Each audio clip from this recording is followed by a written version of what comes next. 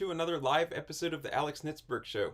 I'm Alex Nitzberg, and today I'm going to be talking about California being crazy. Also, I'm going to be talking about the incident, the freezing incident, the second time we've seen Senator Mitch McConnell just basically freeze up while he's speaking in public. Also, Francis Suarez, the Miami mayor, has dropped out of the GOP presidential primary about actually less than 3 months since he jumped in. And so anyway, let's go ahead and get started. Thank you for watching. If you enjoy these shows, please give it a thumbs up. And also don't forget to subscribe to this channel and subscribe to me over on X, the social media platform formerly known as Twitter. So let me go ahead and get over here. All right, so let me start out with this. So the Attorney General of the state of California announced that California is lodging a lawsuit basically to legally challenge this is not the way he said it. I'm going to call it a common sense policy at a school district. The Chino Valley Unified School District in the state of California basically created this policy that parents must be notified by the school if their child tries to basically do gender transition stuff, in the sense that basically if the child is trying to be called by a name that doesn't, that's not their real name, the child is trying to play on sports teams or do, activities that are designated for the opposite sex, that the school must notify the parent, right? That obviously that's a common sense policy.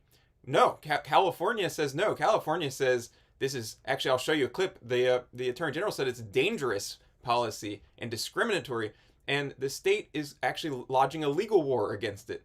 And so let me show you a little bit here. The policy is, you can see right here, it basically says that, let me go down here. It says, where am I? Okay, so principal designee certified. Okay, so wait, let me go back up here. Okay, the policy of Chino Valley Unified School District that the district employees, administrators, and certified staff collaborate with the parent, guardian, in evaluating the needs of students. Blah blah blah. Where's the part that I want here? Yeah, this is what I want. So the principal, designee, certified staff, and school counselor shall notify the parent guardian in writing within 3 days from the date any district employee, administrator, or certified staff becomes aware the student is, : So basically, if they find out that the student is requesting to be identified or treated as a gender that is other than the student's biological sex or gender, as listed on the student's birth certificate or other official records, and then this includes a request by the student to use a name that differs from their legal name, other than a commonly recognized diminutive of the student's name. So like, my name's Alex, but my name's Alexander, so I don't think they would care about that necessarily. But it says, or to use pronouns that do not align with the student's biological sex or gender listed on the birth certificate or official record. So, I mean, why wouldn't the school notify the parent if the child is doing something like this? Also, if the student is accessing sex-segregated school programs and activities, including athletic teams, or requesting to change any information contained in the student's official or unofficial records. But check this out. This is what Bonta, the Attorney General of the state of California, has to say about this. This policy is destructive. It's discriminatory. And it's downright dangerous. It has no place in California.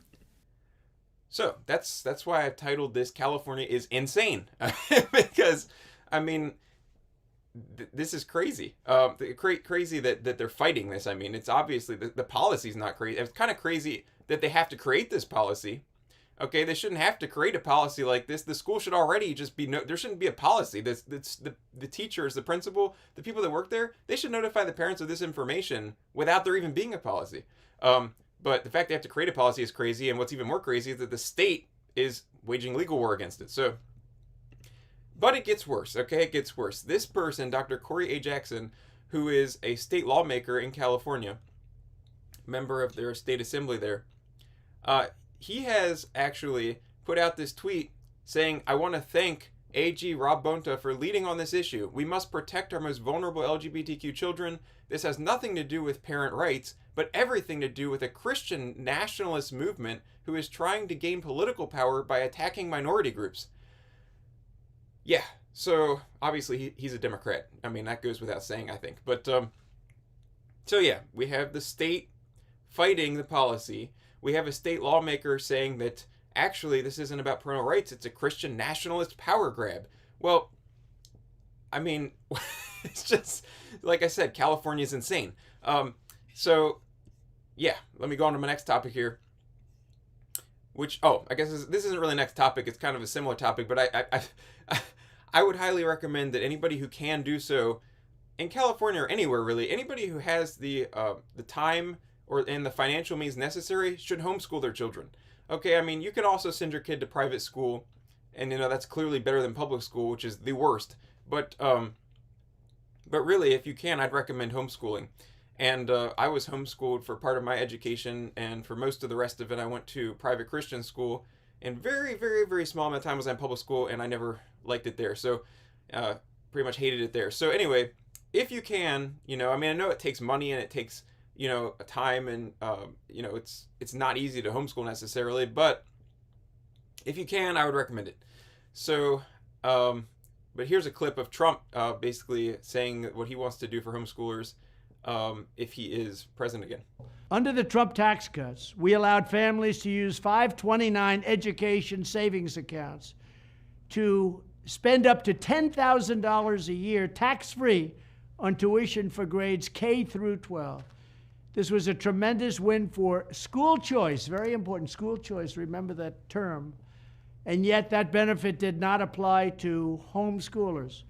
So to support the growing homeschool movement, in my next term, I will immediately fight to allow homeschool parents the same incredible benefit, $10,000 a year per child, completely tax-free to spend on costs associated with homeschool education. I will also work to ensure that every homeschool family is entitled to full access to the benefits available to non-homeschool students, including participating in athletic programs, clubs, after-school activities, educational trips, and more. To every homeschool family, I will be your champion. Do not vote Democrat. They are looking to destroy you. All right, so next topic is this. A Mexican man was sentenced to more than 6 years in prison for illegally re-entering the United States and trafficking fentanyl. So this ties in with the issue of border security and how border security is an issue of public safety, and also it's a lot of issues. It could be a national security issue. The reason I generally talk about being an issue of public safety is because of all the stories of previously convicted child rapists and stuff like that coming back into the country. But in this case, we have this guy trying to deal this dangerous drug fentanyl, and you can see here he was basically sentenced to 75 months in prison, followed by 3 years of supervised release. It said that he pled guilty to 1 count of possession with intent to distribute fentanyl and 1 count of unlawful re-entry of a deported alien. So this guy, if you look down here, it says here that it was determined that he had been deported on several occasions from the United States, including most recently on March 23rd, 2016, after which he unlawfully re-entered the country. So this is a problem. People getting deported and then coming back in and doing illegal stuff. Just another example of the need to secure the southern border, which is out of control. If you look at on the CBP website at the Southwest Land Border Encounters monthly numbers, you can see here that if you look, when President Biden came into office, he came in January of 2021, and if you check that out, you can see it's obvious. Here's the rest of 2021, 2022, and so far fiscal year 2023, and you can see the numbers have been elevated ever since he took office. Basically, the number he took office in mid-January, I believe January 20th is when he's sworn in, and you can see that the next month 100,000, 173, 170. I mean, the numbers are huge. Southwest Land Border Encounter numbers. All right, next topic. You guys probably heard about this. I'm gonna go ahead and show you the clip. If you haven't, you can watch it here. Senate Minority Leader Mitch McConnell, a Republican, he's been in office for more than 3 decades. He actually entered office in 1985. I believe he is 81 years old, and he has been having these public freezing episodes where he's just talking or he's taking questions or whatever, and suddenly he stops, he stands silently, he stares blankly. Let me show you that. This happened again this week. It was the second time. It happened to him in July as well, and now it's happened again in this last week here. I'm sorry, I had a hard time hearing you. That's okay. What are your thoughts on running for re-election in 2026? What are my thoughts about what? Running for re-election in 2026. That's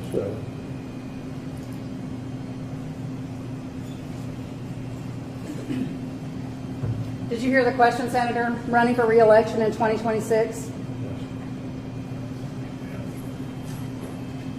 All right, I'm sorry, you all. We're going to need a minute.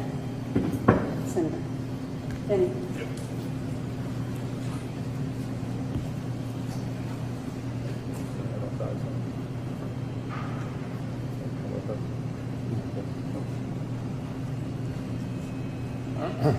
okay.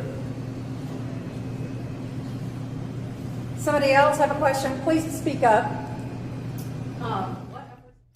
So yeah, and like I said, that happened a little while ago, earlier this year. So after this latest incident, the attending physician at Congress put out this statement. I have consulted with Leader McConnell and conferred with his neurology team. After evaluating yesterday's incident, I have informed Leader McConnell that he is medically clear to continue with his schedule as planned. Occasional lightheadedness is not uncommon in concussion recovery and can be expected as a result of dehydration. He did a trip earlier this year and he was treated for concussion, and then also they announced that he had, I believe it was, suffered a minor rib fracture. So, you know, it's not really clear what's going on with him. He's obviously seems to be having some sort of health issue. And it's notable because, you know, not only is he a senator, but he's a high-ranking senator. You know, he's the Senate Minority Leader, and this stuff keeps happening. A lot of conservatives do not like Mitch McConnell because of his, you know, his policies and the way he governs and stuff, including Donald Trump. He's very, you know, he's been very much attacking him and stuff. But just to remind everybody, when McConnell was reelected in 2020, Trump actually endorsed him just ahead of McConnell's primary. So this is a tweet from 2020, June 19th. And Trump said, Senator Mitch McConnell always delivers for the people of Kentucky who will hopefully reelect their powerful Senate Majority Leader. Mitch has helped us make America great again and has my complete and total endorsement.